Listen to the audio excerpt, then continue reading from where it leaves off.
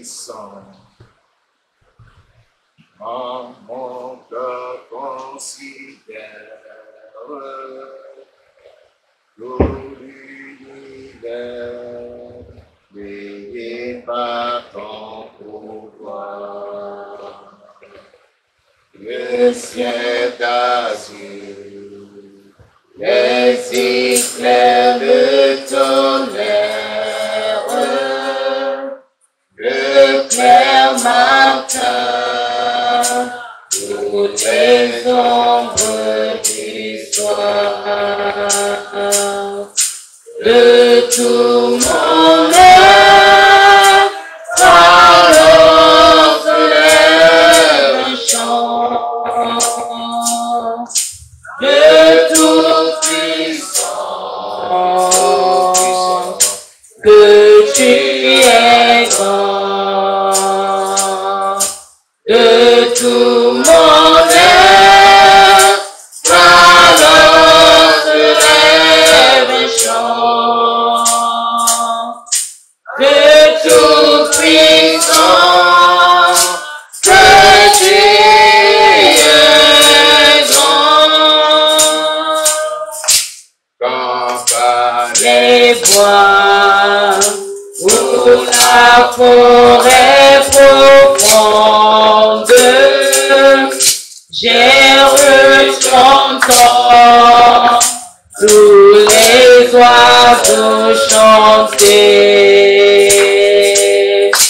Quand sur les monts, la source avec son onde, livre aux épis, son chant doux et léger. De tout mon être, alors se lève un chant. De tout puissant, que tu es grand. De tout mon être, alors se lève un chant. De tout puissant, que tu es grand. Mais quand je songe au sublime mystère qu'un Dieu si grand a pu penser à moi, que son cher fils est devenu mon frère et que je suis l'héritier du grand roi. De tout mon être, alors se lève un chant. De tout puissant, de tout puissant, que tu es grand, que tu es grand. De tout mon être, alors se lève un chant. De tout puissant, que tu es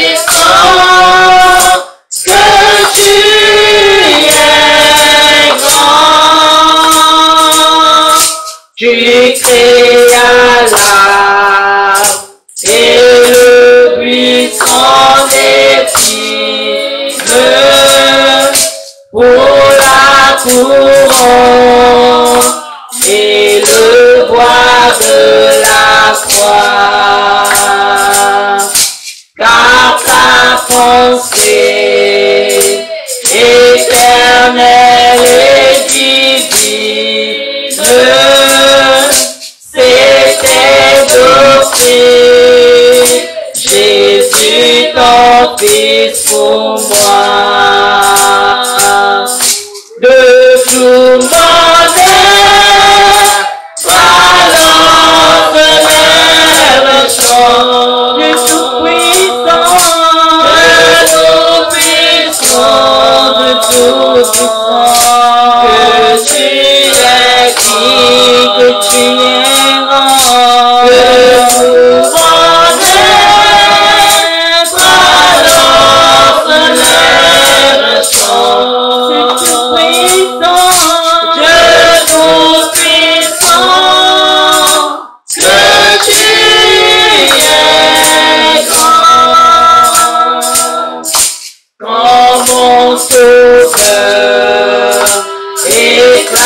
tant de lumière se lèvera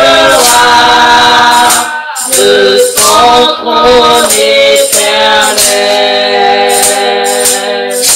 et que les sons, les douleurs de la terre, je pourrai voir les splendeurs de ton ciel.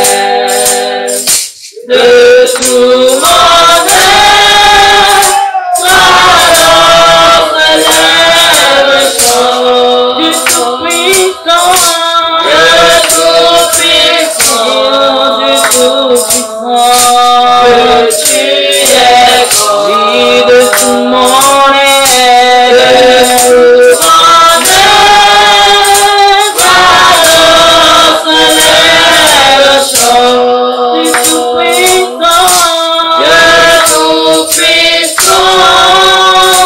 que tu es grand. De tout mon être, alors se lève le chant du Tout-Puissant, Dieu Tout-Puissant, de Tout-Puissant, que tu es grand, que tu es grand, de tout mon être, alors se lève le chant du Tout-Puissant, Dieu Tout-Puissant, que tu es grand. El Shaddai, Dieu Tout-Puissant, Père de gloire et de bonté, nous te magnifions ce matin, nous t'exaltons. Car tu as fait pour nous de grandes choses. C'est pourquoi, Seigneur, notre âme te bénit ce matin. Nos lèvres te chantent et te glorifient, parce que tu es Dieu. Tu tiens nos vies dans ta main. Tu tiens le monde entier dans ta main. Seigneur Dieu, quand tu ordonnes, tout le monde s'exécute. Le ciel et la terre se plient à tes ordres. Oh, les forces s'agenouillent devant toi. C'est pourquoi nous voulons t'élever ce matin. Parce que Seigneur, il t'a plu de nous donner le souffle de vie. Afin qu'à ta présence, nous venions te louer. Je bénis ton nom pour la vie de chaque frère, de chaque soeur ici présent. Et je te magnifie pour tous ceux-là aussi qui ont fait l'effort de braver l'intempérie ou être en route en ce moment. Que ta puissance me les conduise ici. Le culte de ce matin, Seigneur, dans tes mains. C'est toi l'alpha et l'oméga. Tu l'as déjà commencé. Ce que je te demande, c'est que tu viennes continuer et achever avec nous pour ta gloire au nom de Jésus.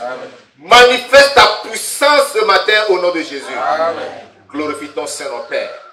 Et Seigneur Dieu Tout-Puissant, tiens-nous par la main et conduis-nous dans ton royaume au nom de Jésus. Merci parce que je crois que tu nous as exaucés. Que toute la louange et l'adoration te soient rendues. Au nom de Jésus de Nazareth, nous avons prié. Amen. Amen. Amen. Veuillez vous asseoir. Ce matin, par la grâce de Dieu, bien-aimés, le Seigneur m'a mis à cœur une exhortation pour vous dans les louanges. Alléluia. Cette exhortation est intitulée « Où passeras-tu l'éternité » Où passeras-tu l'éternité? Alléluia. Où passeras-tu l'éternité? C'est la réponse à cette question qui déterminera ce que tu viens chercher ici. C'est la réponse à cette question qui déterminera ton engagement dans l'œuvre de Dieu. C'est la réponse à cette question qui fera de toi soit un chrétien véritable, soit un chrétien façon.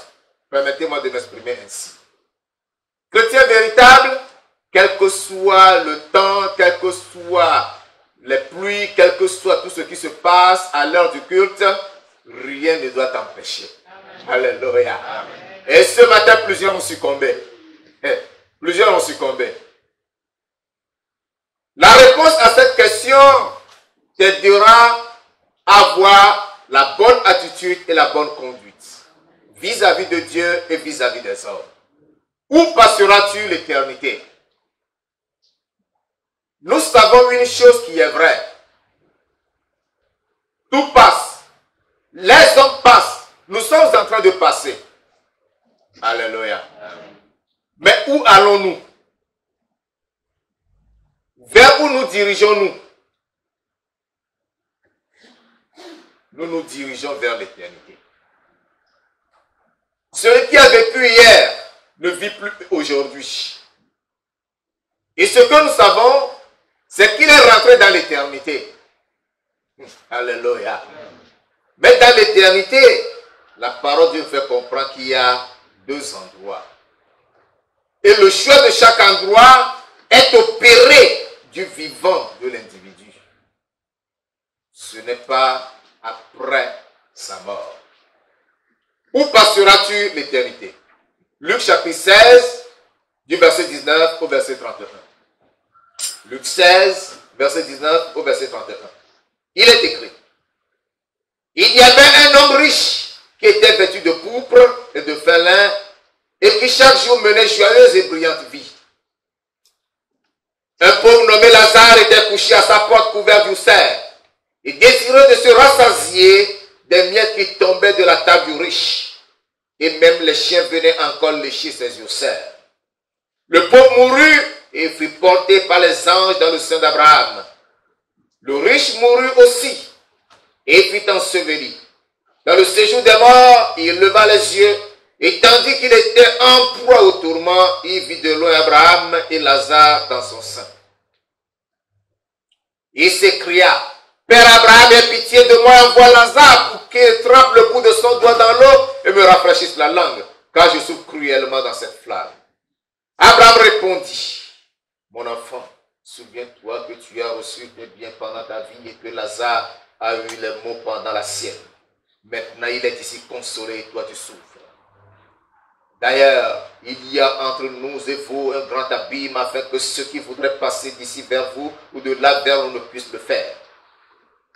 Le riche dit: je te prie donc, Père Abraham, d'envoyer Lazare dans la maison de mon père, car j'ai 5 frères. C'est pour qu'il leur atteste ces choses, afin qu'ils ne viennent pas aussi dans ce lieu de tourment. Abraham répondit: ils ont Moïse et les prophètes qui les écoutent.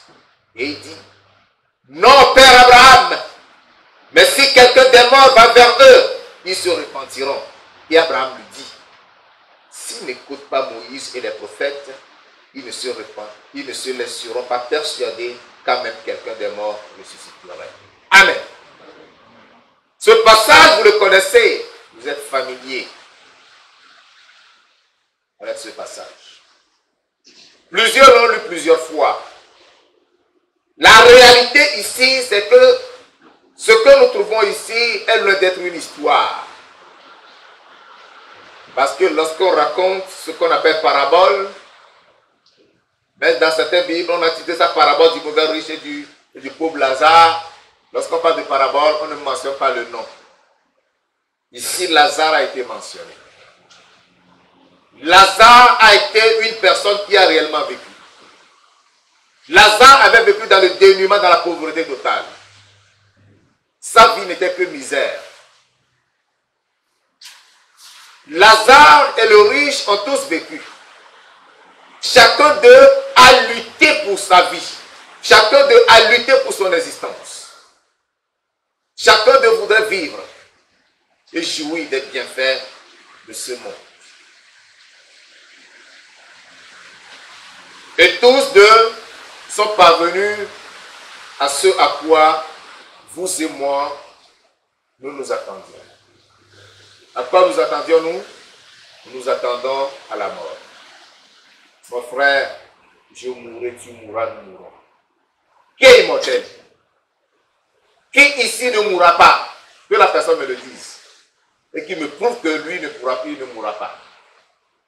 Chacun mourra en son rang. Alléluia. Mais, la grande question est de savoir, où passeras-tu l'éternité? La parole de Dieu nous dit que lorsque Lazare était mort, il a été porté dans le sein d'Abraham, où il était consolé. Oui, nous visons tous le sein d'Abraham. Nous visons tous le paradis. Nous visons tous le ciel, le royaume de Dieu, pour nous reposer. C'est pour cela que nous avons dit, moi je te rejette. Satan, je te renie. J'appartiens à Christ, c'est à lui que j'ai donné ma vie, c'est lui mon Seigneur, c'est lui mon Sauveur, car c'est lui qui a donné sa vie pour moi. Mais est-ce que tu lui obéis? Mais est-ce que tu fais sa volonté? C'est l'obéissance à Christ. C'est en faisant sa volonté que tu te prépares pour rentrer dans le sein d'Abraham. Lazare, le pauvre, a su ranger sa vie. Il avait la crainte de Dieu dans sa vie. Sinon, dans sa misère, il aurait cherché à voler pour se nourrir. Il aurait cherché à commettre des extorsions, à rouler les gens pour survivre. Mais il a accepté la souffrance. Tout ce qu'il a pu faire dans sa vie, c'est qu'à l'heure du repas, il se rendait chez le riche. Et il se mettait sous la table du riche, espérant manger les miettes qui tombaient de la table du riche. Mais les chiens du riche ne lui laissaient pas l'opportunité. Les chiens se battaient avec lui. Comme son corps était couvert du cerf, il y avait la plaie partout sur son corps. Les chiens venaient lécher ses plaies. Et quand il y avait les miettes, le temps que Lazare tende sa main pour prendre cette miette-là, les chiens envoient leur coup. Et le riche n'a jamais songé à demander à sa femme ou à ses serviteurs de servir quelque chose à manger à Lazare. Le riche mourut aussi. Et lui se trouvait maintenant en proie au tourment des flammes de l'enfer. Et dans cette souffrance, il a levé la tête, il a vu de loin Abraham et le pauvre Lazare. Lazare était dans la félicité, chantant louant Dieu avec les anges. Alléluia. Amen. Et le riche a dit, Père Abraham, je te prie, envoie ce pauvre Lazare, je le connaissais, il venait manger les miettes sous ma table, envoie-le tremper le bout de son doigt dans de l'eau pour venir me rafraîchir la langue, parce que dans cette flamme, je souffre trop. Il souffre trop, oui. Le riche n'était pas allé en enfer parce qu'il était riche. La richesse n'a jamais été un sujet de condamnation. Ce n'est pas, comment le dire, la richesse ne qualifie quelqu'un pour l'enfer. Non, ça ne qualifie personne pour l'enfer. La richesse n'est pas un vice qui puisse envoyer quelqu'un dans les flammes où la personne sera tourmentée. Pas du tout. Et si Lazare est allé au paradis, ce n'est pas parce qu'il était pauvre. La pauvreté n'est pas non plus une vertu qui conduit au ciel. Comprenez la parole de Dieu. En enfer, il y a les pauvres. En enfer, il y a les riches. Au paradis, il y a les pauvres, il y a aussi les riches.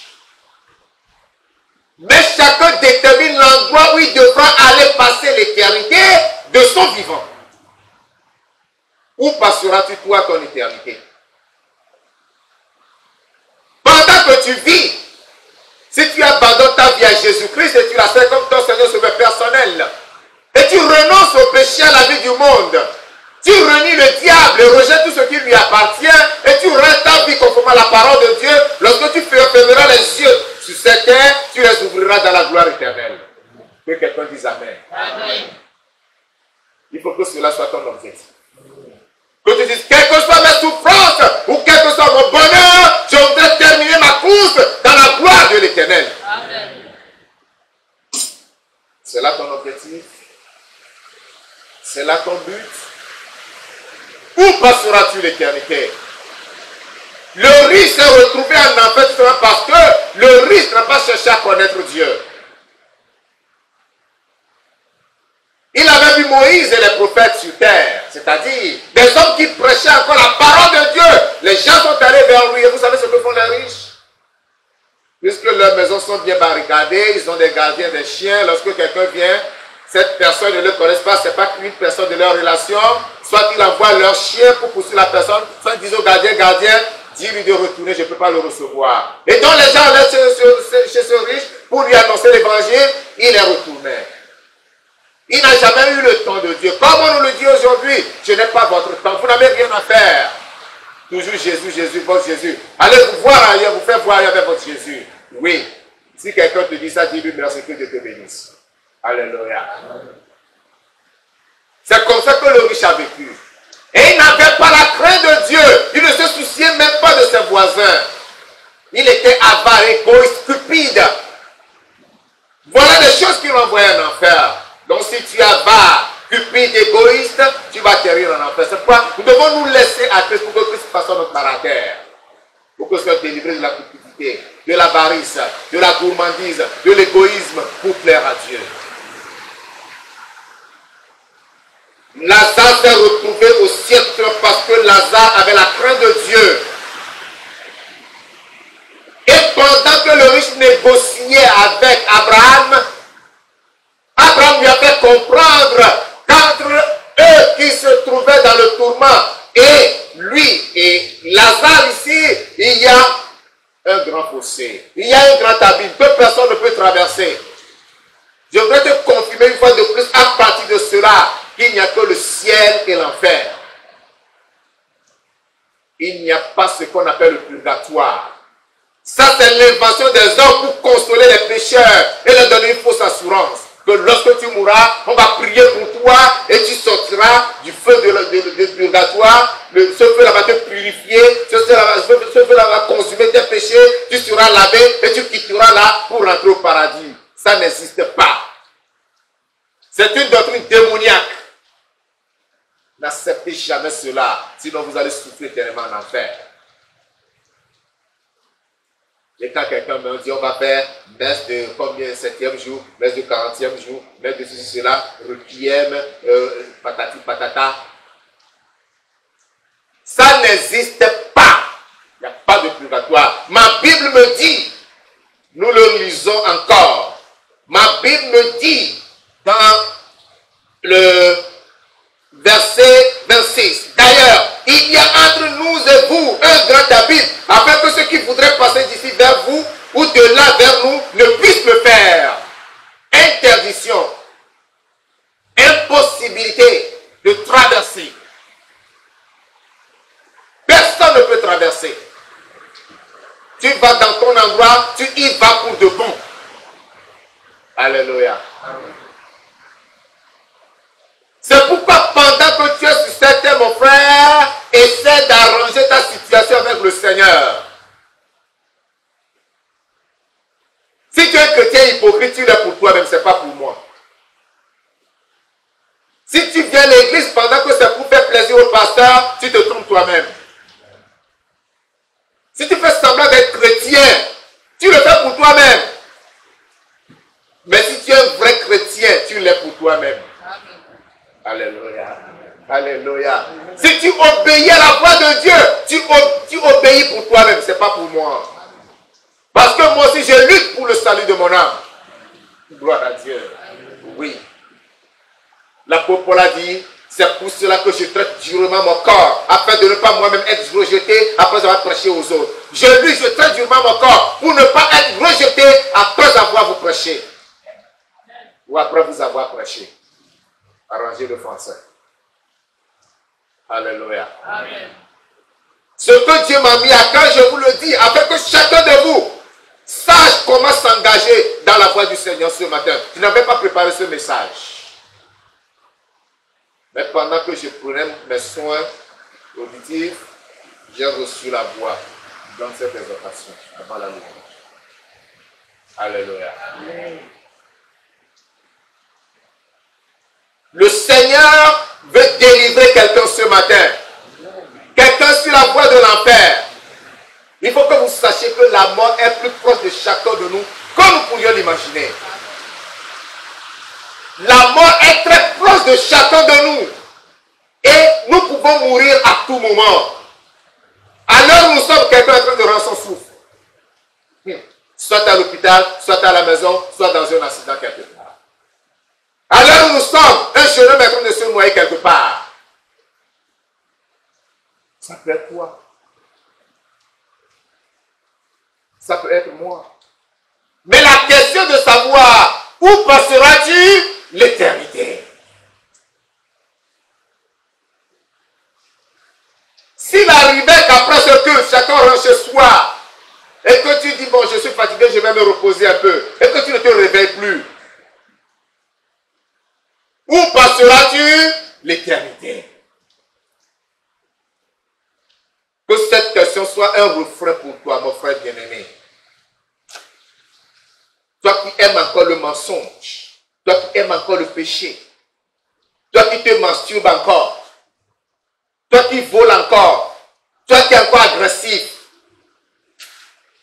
toi qui fumes encore en cachette, toi qui bois encore en secret, toi qui, lorsque tu as des problèmes, au lieu de consulter Dieu, tu préfères consulter les marabouts. Écoute bien ce matin et réponds à la question. Où passeras-tu l'éternité? Ta pauvreté ne te sauvera pas le jour-là. Ta richesse ne te sauvera pas le jour-là. C'est ce que tu as fait de Christ qui parlera soit en ta faveur, soit en ta défaveur. Quand tu fais de Christ. As-tu fait de lui ton Seigneur Sauveur personnel ou l'as-tu rejeté? Si tu l'as rejeté, il te rejettera aussi. Et vous savez que quand il rejette quelqu'un, la personne atterrit en enfer. Si tu l'as accepté, il t'acceptera aussi. Mon frère bien-aimé, où passeras-tu l'éternité? Où passeras-tu l'éternité? Tu peux aller à l'église, tu peux donner la dîme, tu peux donner les offrandes, tu peux participer aux travaux de l'église. Mais si ton âme n'est pas sauvée, ne pense pas que l'argent que tu as donné pour ceci ou pour cela parlera en ta faveur. Tu peux même donner ta maison pour en faire l'église. Mais si tu n'es pas en bon terme avec le Seigneur, le jour où tu mourras, le Seigneur te rejettera. Tu peux être celui qui nourrit le pasteur. Tu prends soin des frères et des sœurs démunis dans l'église. Merveilleux. Les hommes te connaissent et t'applaudissent pour cela. Mais si ta relation n'est pas bonne avec le Seigneur, il te rejettera. C'est pourquoi, bien-aimés, ce matin, je nous appelle à la repentance. Je nous appelle à nous réconcilier avec le Seigneur. Je t'encourage à rejeter ce péché qui est attaché à toi et qui te traîne lentement mais sûrement vers l'enfer. Rejette ce péché. Viens à Jésus. Humilie-toi sous la main de Jésus. Accepte-le comme Seigneur Sauveur personnel. Et si tu viens à l'église, viens pour toi-même. Ne viens pas pour quelqu'un. Ne cherche pas à plaire à quelqu'un, mais cherche à faire la volonté de Dieu. Où passeras-tu l'éternité? Lève-toi et réponds à cette question, Seigneur, dans la prière. Le Seigneur te pose la question, où passeras-tu l'éternité? Où passeras-tu l'éternité? Pourras-tu répondre à cette question? Est-ce que tu pourras répondre à cette question? Où passeras-tu l'éternité? Réponds à cette question ce matin. Le sage a beaucoup parlé, il a raconté beaucoup de choses. Et à la fin, il dit, dans Ecclésiaste chapitre 12 au verset 15, il dit, écoutons la fin du discours. Crains Dieu et observe ses commandements. C'est là ce que doit faire tout homme. Verset 16. Quand Dieu amènera tout homme en jugement au sujet de tout ce qui est caché, soit bien, soit mal. La fin du discours, c'est que tout homme craigne Dieu et observe ses commandements. Engage-toi ce matin à craindre Dieu et observer ses commandements. Élève la voix et parle au Seigneur. Où passeras-tu l'éternité? Où passeras-tu l'éternité?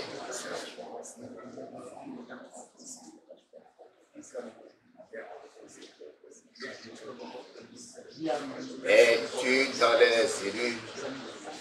Es-tu dans les élus? Es-tu dans les élus? Sauvé par la grâce. Es-tu dans les élus?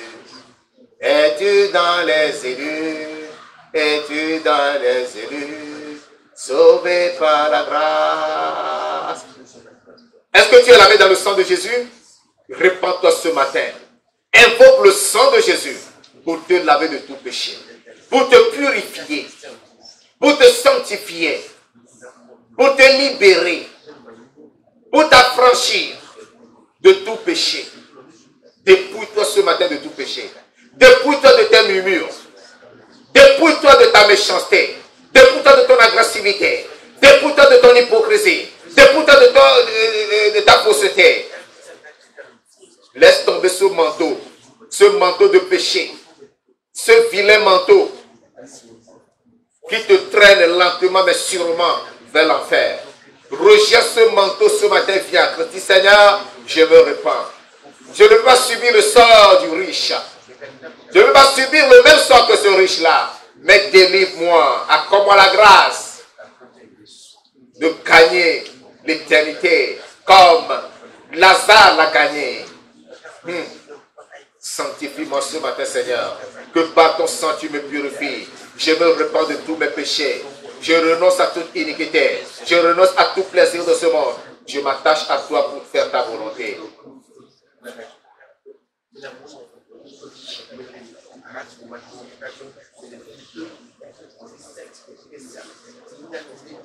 Es-tu réellement sauvé?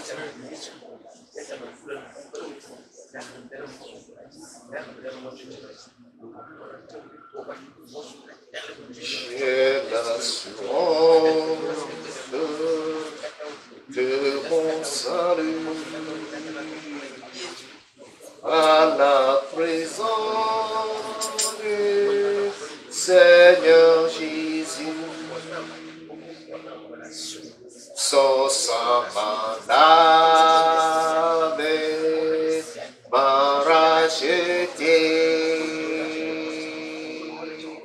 Le Saint-Esprit m'a régénéré. C'est mon histoire, c'est là mon chant. Louez mon sauveur à chaque instant. C'est mon histoire, c'est là mon chant. Louez mon sauveur à chaque instant. Il faut que tu pousses ce matin jusqu'à obtenir l'assurance de ton salut. Il faut que tu sois sûr que tu es sauvé. Il faut que tu sois sûr que tu es délivré du péché ce matin avant d'arrêter cette prière que tu fais. Parle à Dieu, tu as l'opportunité. Rapproche-toi du Seigneur. Enlève tout ce qui te sépare du Seigneur. Enlève cela au sein de ta vie. Et reviens à Christ. Et reviens à Christ sincèrement. Attache-toi à lui. Permets que Christ te traîne ce matin. Permets que Christ te serre contre lui ce matin pour dire, oh mon fils, bienvenue à la maison. Bon retour à la maison. Je t'accueille. Tu es mon enfant. Tu es mon fils. Tu es ma fils. Mon frère, tu es ma fille. Car je t'ai pardonné. Tu t'es réconcilié avec moi. Oui, j'accepte ta réconciliation.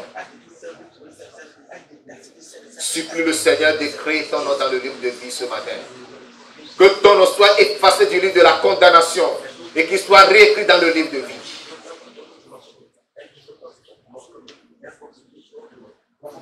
Parle au Seigneur. Parle au Seigneur ce matin. Dis Seigneur, je reviens à toi. Je reviens à toi.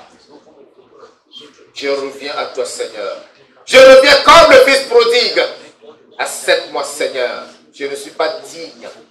Mais fais-moi grâce. Dans ta miséricorde, rachète-moi et délivre-moi. Pardonne tous mes péchés. Lave-moi ce matin, sanctifie-moi.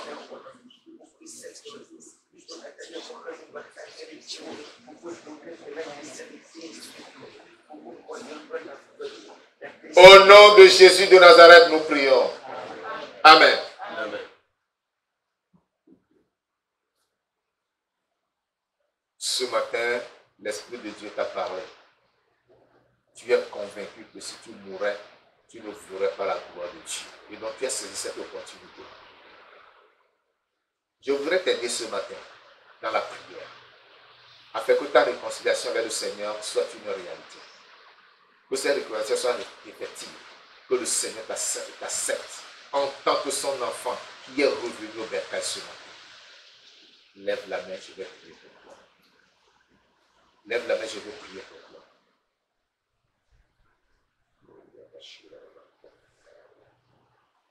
Seigneur, mon Dieu, mon rocher, Dieu de miséricorde et de compassion, regarde tes enfants. Tourne vers tes regards compatissant miséricordieux. Seigneur, tout ce qui les sépare de toi, toi tu connais.